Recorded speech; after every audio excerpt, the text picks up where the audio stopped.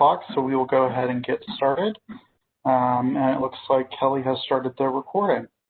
So good morning, everyone. My name is Eric Ogle, and I am the CDBG Program Director with OKRA. Real quick, I just want to go over our agenda. We'll start just with some quick introductions, and then we will discuss the amendment for fiscal year 20. Then we will go in and discuss the amendment for fiscal year 19. That primarily will focus on the COVID-19 phase 3 information. And then we will open it up for comment and input from you all.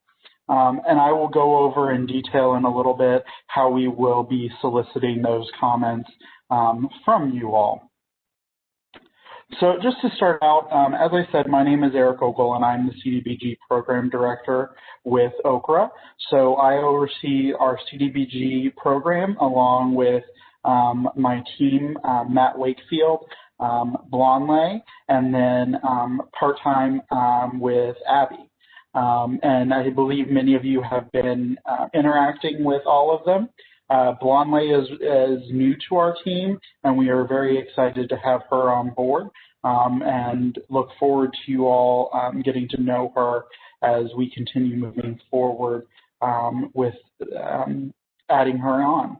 Additionally, we also, Heidi, who is normally on these hearings, was not able to attend this one, but an individual from Root Policy is on this hearing and is taking notes. However, Heidi is still the person that you will want to submit any of your comments to, in addition to myself. So you can, outside of this hearing, submit comments to either myself or Heidi with Root Policy. So just a little background of how kind of this works and how all of this relates. So for Indiana to be able to receive our CDBG allocation as well as allocations for home, HOPWA, ESG, the Housing Trust Fund, every 5 years we do what is called a consolidated plan. And as many of you will recall, we just completed our consolidated plan at the beginning of this year. Within the consolidated plan is what is called an action plan, and that covers a 1 year period of the consolidated plan and specifically outlines the funding allocations and methods of distribution for that funding year.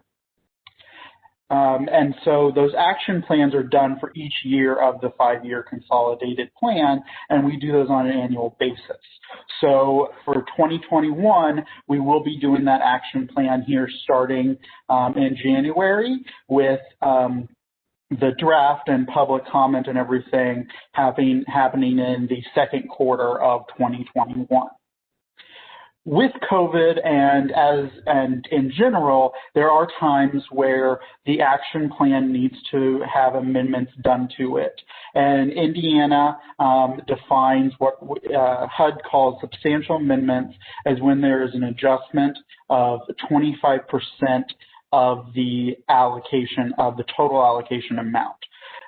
Or when there is new funds, as in the case of the COVID CV funds being received by the state. So this hearing today is to handle 2 of those amendments, one for FY19 and one for FY20. 2020, because those because we have to do the amendments. So that's just a little background on kind of the purpose and reason for this public hearing. So let's start with the FY 2020 amendment. And this is the primary big piece for today, as this will kind of impact some long-term pieces. So first off, HUD did issue a corrected allocation earlier this month to all grantees. The allocation did not change substantially. I think our allocation increased by about $7,000. So we do just want to note that there was an increase. So our corrected allocation for FY 2020 is $31,779,524. Sorry, that's should be a 24, not a 34. And additionally, we are also looking at making some adjustments to the funding allocations due to some of the COVID-related program suspensions that we have had to do this year.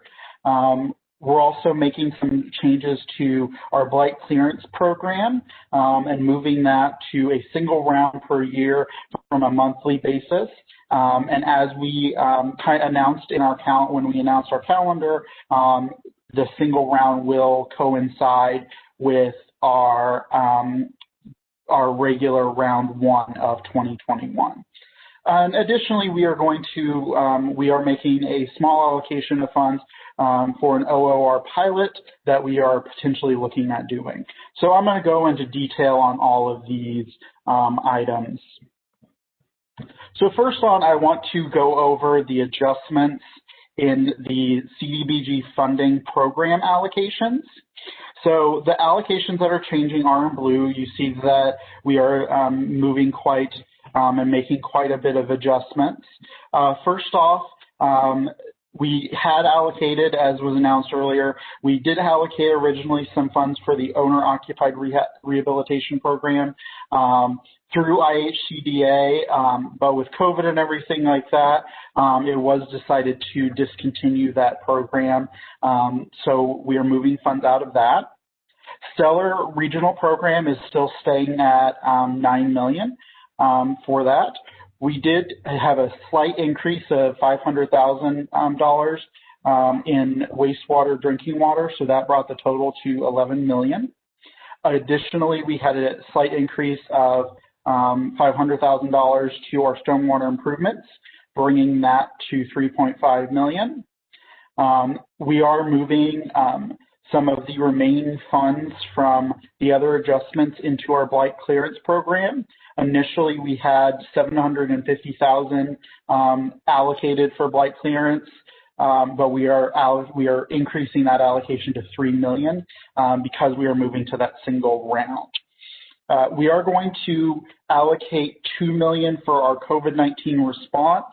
Not knowing how things are going to continue with COVID, we feel it's important to continue having some funds available to respond to COVID-related needs with that. So, and then planning, a slight increase of $100,000 for planning, of $1.4 million for planning. And then $1 million for the Okra OOR pilot. And I'll go into details on that in a little bit. And with this, as I said, with some of the increases that we are doing, we also have to decrease some of the funds. So we pulled those funds from our public facilities and Main Street revitalization program. And those programs, as you'll know, are both suspended, and I'll go into details about where those programs are here in just a moment. As was listed in our original 2020 action plan, we still have our needs responsive fund and our urgent need program available, but those are funded at $0.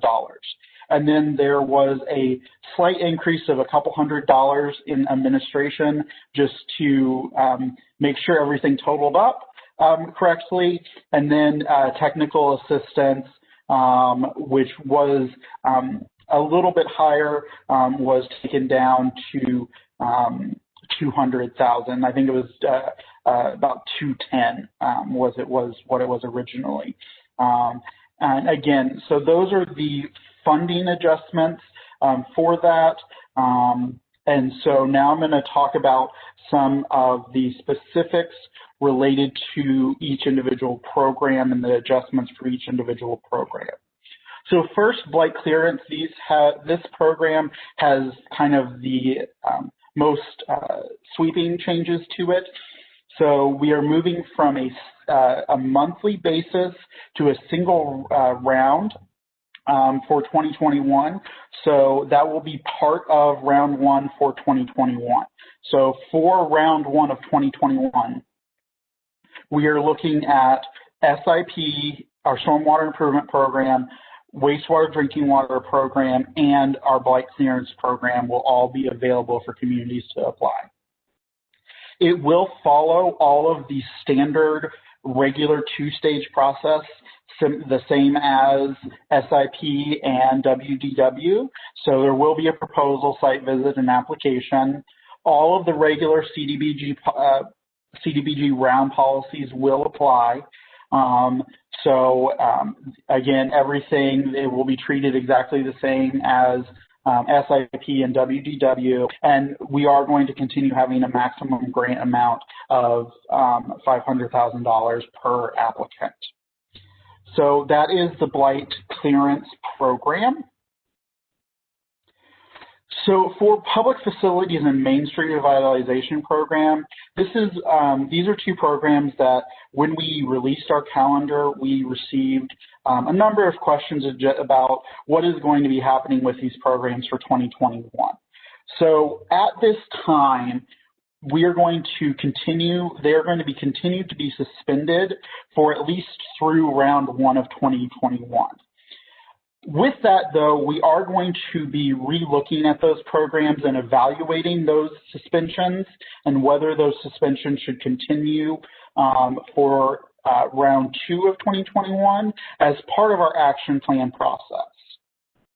As I mentioned earlier, every year we have to do an action plan, and that action plan defines how we use funds for the program year. Our program year runs from July to June. So round two of 2021 actually falls within our action plan for 2021. But round one falls in our action plan for 2021, falls in our action plan of 2020. So I say that just so that everyone understands the action plan for 2021 would impact round two. And so as part of that process, we will evaluate the suspensions of the Public Facility Program and the Main Street Revitalization Program to determine if those should remain suspended, whether those should come back in a modified or adjusted format, or with, select set of activities. So for those of you that have ideas or thoughts about possible adjustments or how those programs could potentially be brought back, you can go ahead and provide that comment to me. However, I would say most of those comments need to come as part of our 2021 action planning process, which again will start in January and run through April. So you will have ample time to provide lots of different feedback on those two programs. Additionally, one thing I've mentioned today is our owner-occupied rehabilitation pilot. So earlier this year when COVID hit, OCRA and IHCDA had lots of discussions about the OOR program as it stood, and we really have enjoyed working with IHCDA on that program for many years, but just with everything that happened, it became a good time to kind of relook at that and kind of reevaluate that program. So at that time, we were going to just discontinue that program. However, over the months, over the last several months of the pandemic, we've received a number of feedback and a number of inquiries about CDBG for OOR. So based on those inquiries, we had one of our stellar finalist communities that were interested in using their stellar allocation to do an OOR program. So that basically became the first community as part of our OOR pilot for an OOR program run through OKRA. That pilot is going very well, and we've worked with a lot of different stakeholders to as we've moved through that pilot. And so we are looking at the possibility of expanding that pilot in the second or third quarter of 2021. So if we expand the pilot in the second quarter of 2021, we would use some of these funds from our 2020 allocation. However, if it's determined that we hold and we wait until the third quarter of 2021, we would actually use funds from our 2021 allocation. So we are allocating these funds at this time to this pilot, but those funds may be moved at a later date depending on how the pilot progresses. Right now it is progressing well, and we are as I said, we are looking at extending that pilot and expanding it to have one or two more additional communities be part of it. Finally, I wanted to really quickly talk about planning grants. We are planning to continue accepting allocations on a quarterly basis for the long term. So, when you see the 2021 action plan, the planning grants will be quarterly, and we intend to continue that on as the practice. One thing, though, I do want to note is that based on the active applications that we're seeing in our grants management system and also in our discussions with communities about the number that are planning to apply for quarter one, and so that's that January 15th of 2021 date, there may not be enough funds or any funds available for a second quarter round of 2021. So again, I say this just to make everyone aware that that is a possibility, and that based on what we receive for quarter one of 2021 for planning, we may have to suspend the planning grant program for the second quarter. Now, with that, again, if we get our 2021 funds on time, then we would reopen that program for quarter three. But I just want to make everyone aware that the funding that is a possibility for quarter two. So that is the amendment for FY 2020. Again, a lot of just program adjustments and things that we have been announcing over several months now. So for FY19 amendment, this amendment focuses on phase 3 of our COVID response program.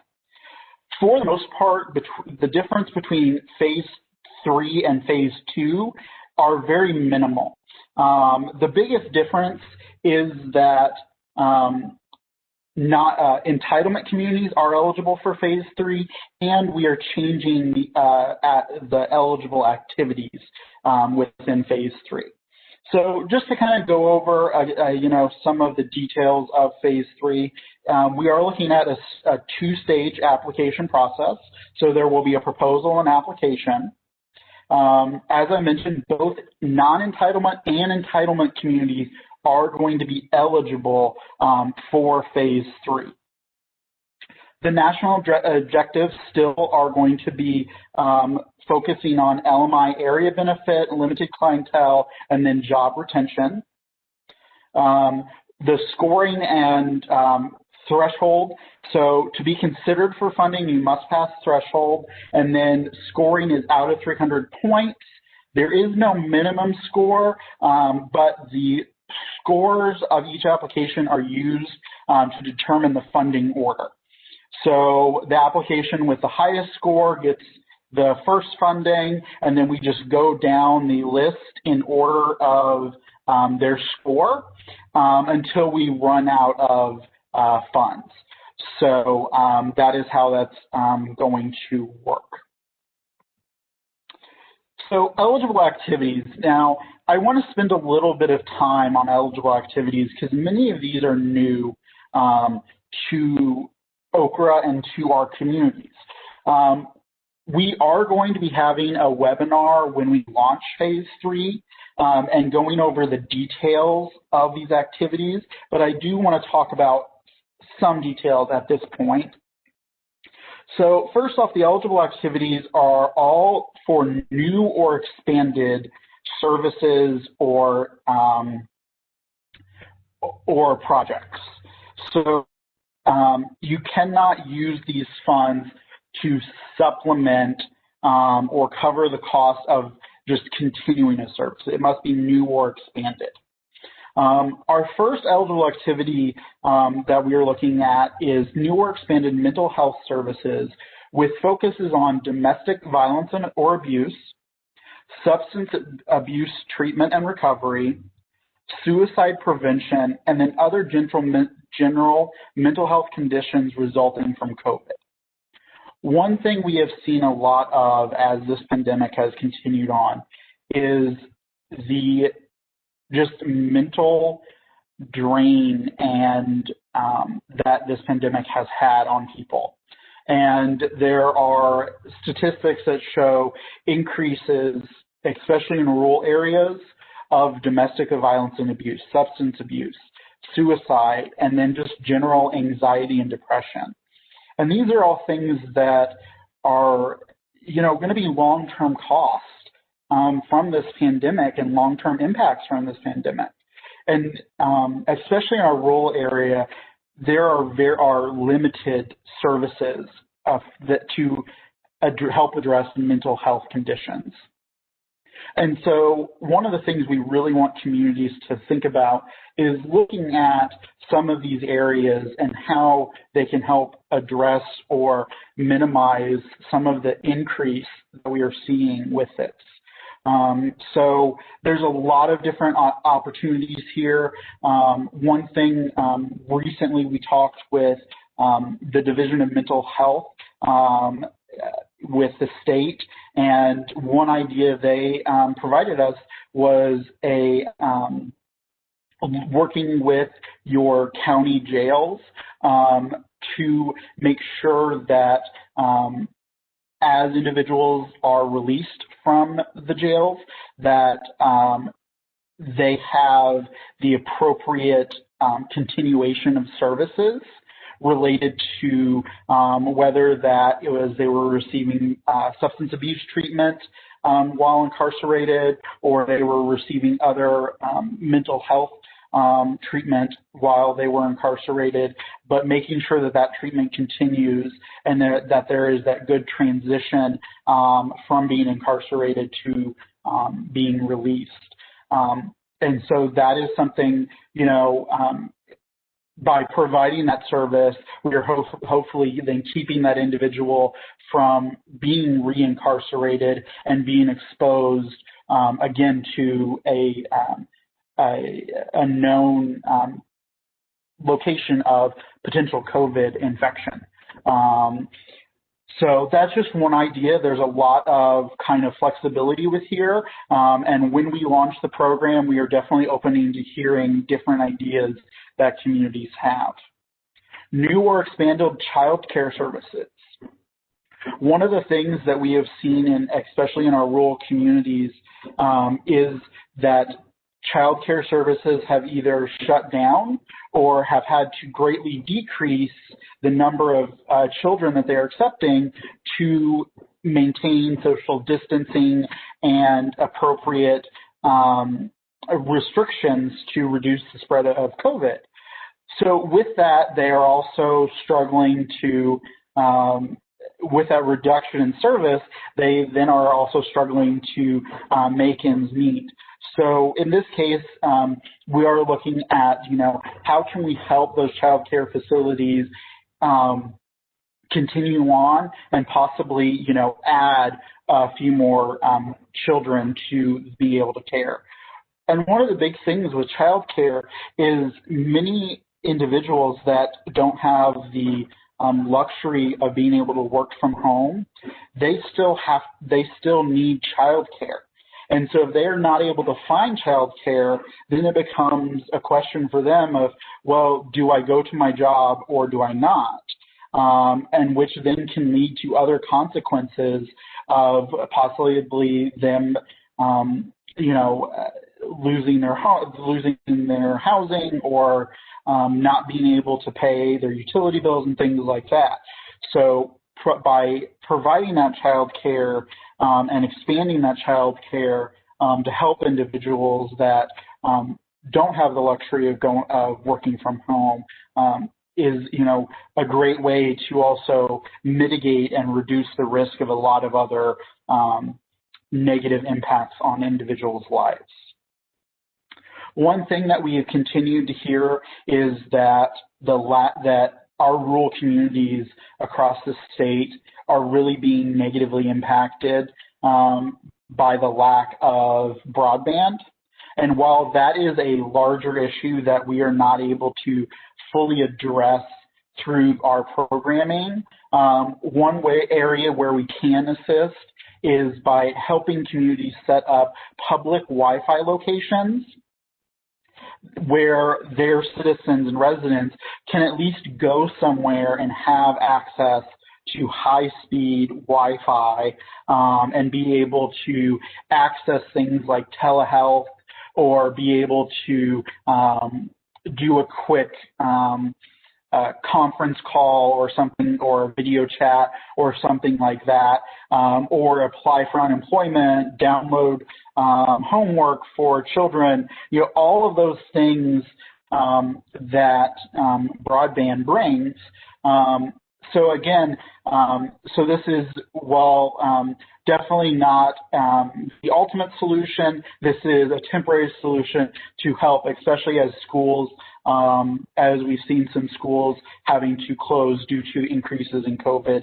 This is one way where communities could help their residents that are being impacted by this. So the locations do have to be public. And so we're talking about a Wi-Fi hotspot set up at a parking lot within a city park or a parking lot adjacent to a public building or school or something like that, somewhere where residents can go easily, maintain social distance, but access high-speed internet. We continue to see that our food pantries and food bank services are, the demand just keeps growing. And so, again, we are offering this as an eligible activity as we did with round one. So again, this though is specifically, we are focusing on expanded food pantry and bank services.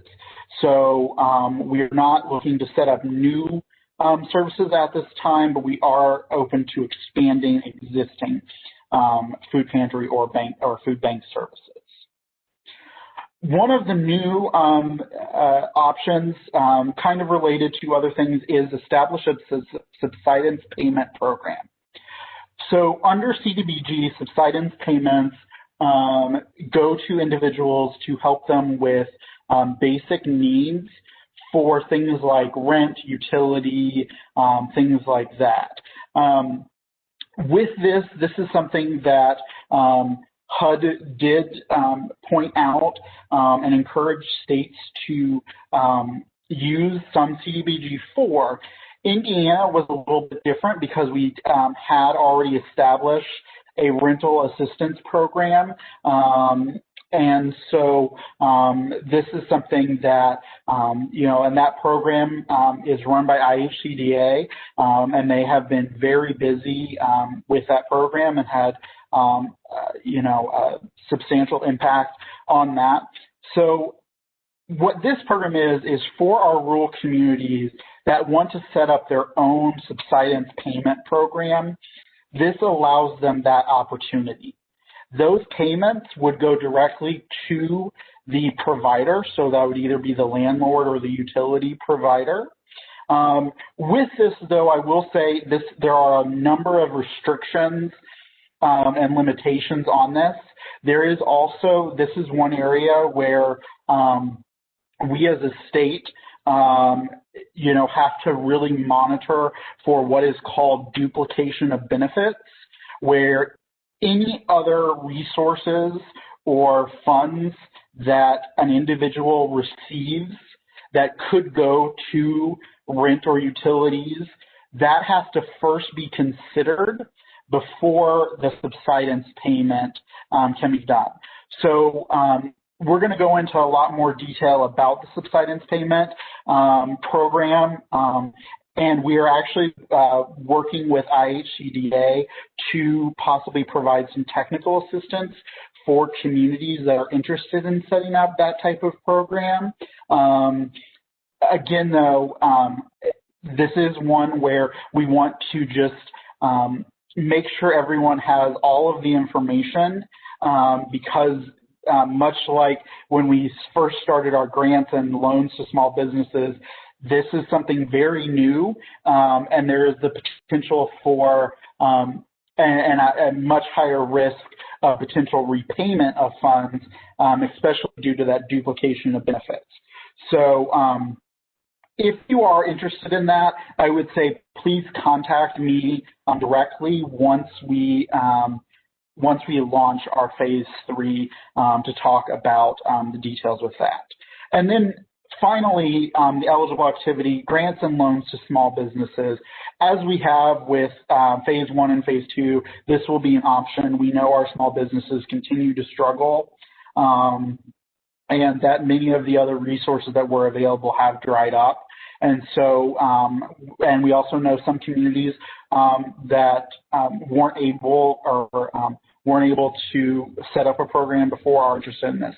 So we will continue offering that option of grants and loans to small businesses. Again, details for all of these applications for all of these eligible activities will be discussed at the webinar when we launch the phase 3. Phase 3 is currently, we are planning to launch it this coming Monday. However, depending on the comments and feedback we receive during this comment period, which runs through Friday, we may push that back a few days just to make sure that we can make any adjustments as needed. But more information will be announced on that. So lastly, I just want to go over the scoring criteria. Most of the scoring criteria you saw as part of phase 2, but we've cut it down a lot to make it a little bit more simpler. So first off, we have our objective scoring, or what we call our database scoring. So all of these are based on just kind of on data that's available or yes, no type kind of situations. So of course, we're going to look at your LMI percentage via census data. And what, or if you have an income survey to determine your points there. A total of 60 is available. We are going to also, while there is no local match requirement, we are, still going to award points for those communities that do want to provide a local match with their application. We will also look at the weekly continued unemployment claims for the county, and that is a sliding scale based on how many unemployment claims, and these are continued unemployment claims that you have in your county. Also, we are going to award points for applications that focus on disadvantaged populations, minority, women, or veteran-owned businesses. Finally, of course, we will look at regional collaboration. Now, with phase 2, we had some questions about this, so we went ahead and defined this a little more for phase 3. Regional collaboration is when multiple communities are coordinating or supporting an activity or service. So, and that should say the same activity or service. So basically, A great example of this, and we saw this a lot in phase one, where we had multiple communities submitting applications, and they were all supporting the same regional food bank or the same regional loan program. And so when you look at some of our other activities, such as the mental health, establishing, multiple communities, so the county and two towns working together, submitting separate applications and saying we all want to apply to this program to establish a regional mental health to help our whole county or our whole region in providing expanded mental health services. That is what we are looking for: regional collaboration, that coordination and that similarity in the services. So very different and very much more specific than what we normally see with regional collaboration. And then, of course, we have our program, project design, scoring criteria, description, need, financial impact management. When we launch the program, we will provide scoring questions for this, as we have done in the past. So at this time, I'm going to open it up for input and comments. As you are thinking about providing comment on either amendment, we have some just kind of questions for you to think about. So what do you like best about the changes? What are some concerns that you may have about the proposed changes within this amendment?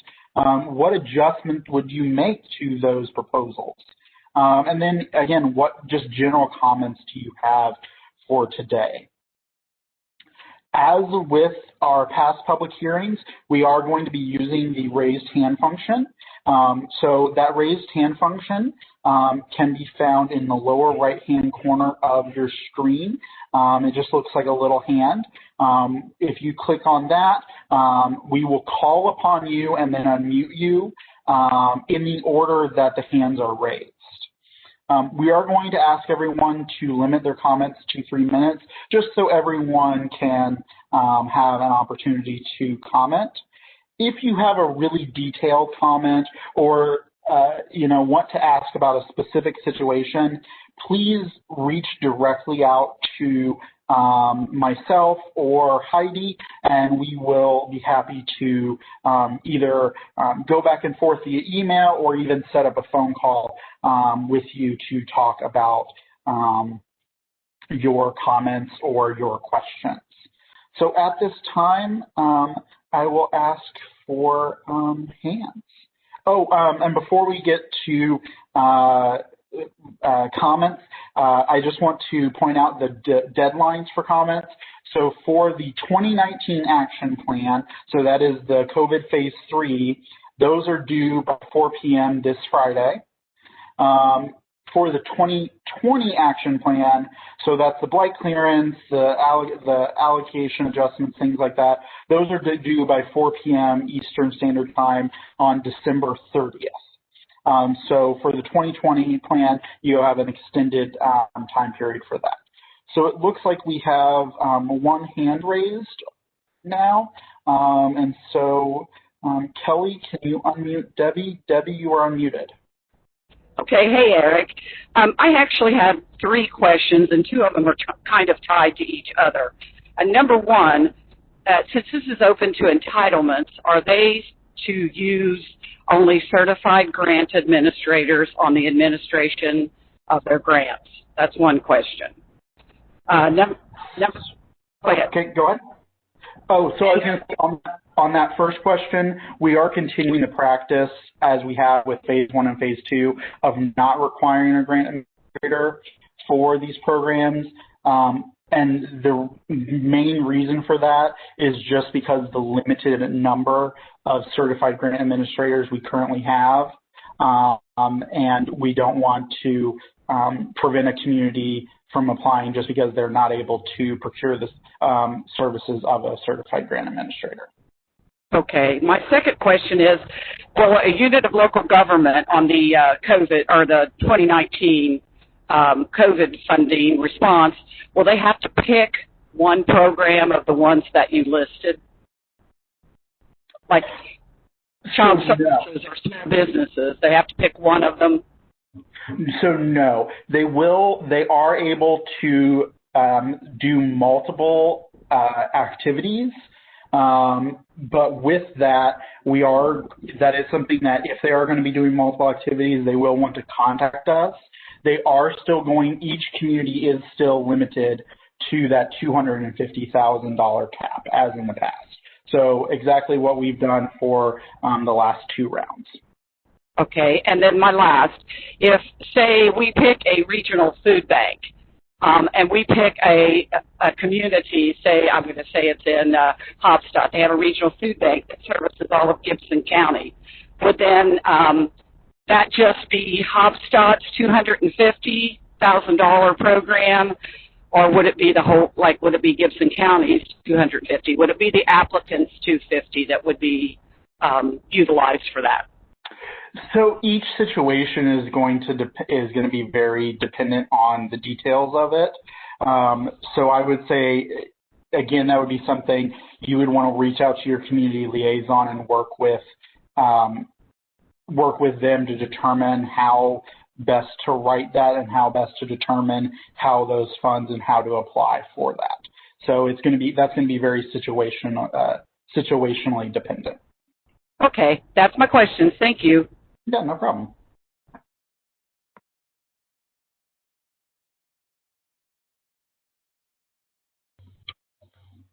So do we have any other questions?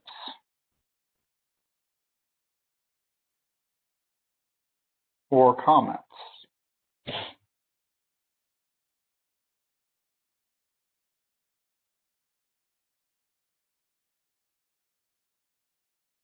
Okay. Well, just to wrap up here then, you are able to access both drafts of the amendments on OCRA's website. I do believe that this address has changed. On Monday, we got an updated web page server, and so some of our addresses changed. So look at the announcement for that, because I think now this is just consolidated plan instead of a number. Of course, you are able to send your comments to myself or Heidi via email. You are also welcome to send your comments via regular mail. However, please note that there is the possibility that we may not receive them prior to the due date, especially for the FY 2019 plan, just with the way the mail is working. We will do our best to take any comment we receive by mail into consideration, but with the way the mail has been working, just wanted to note that. So not seeing any other raised hands, I will go ahead and end this hearing for today. Thank you all very much. I hope you all had a good Thanksgiving and a good rest of your holidays, and that you stay safe and healthy. Thank you all very much, and have a great rest of your week.